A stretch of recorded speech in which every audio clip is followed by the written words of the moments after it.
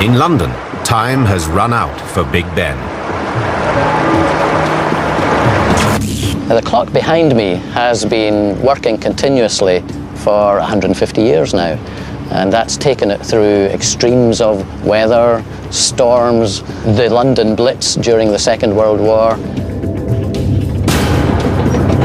In the time of humans, the clock had to be wound 3 times a week, a task that took 2 royal clock mechanics several hours to complete with the aid of an electric motor.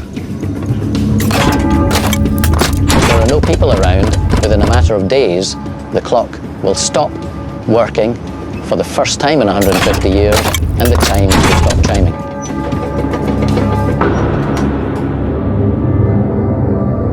The clock stops, but the tower remains, at least for now.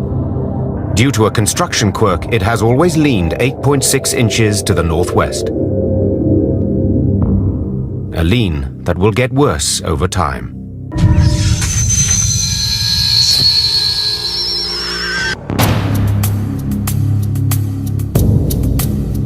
In London, Big Ben is covered with vegetation. Its windows have blown out, and chunks of decorative stonework have chipped away. The top of the tower has always leaned 8.6 inches to the northwest. Over decades, with no humans to manage the water level in the Thames, the river continually floods the surrounding banks, slowly rotting Big Ben's foundation. After, say, 100 years or so, the tilt within the tower will increase, and gradually the tower will become more and more unstable until finally gravity takes over and the tower itself collapses into the ground.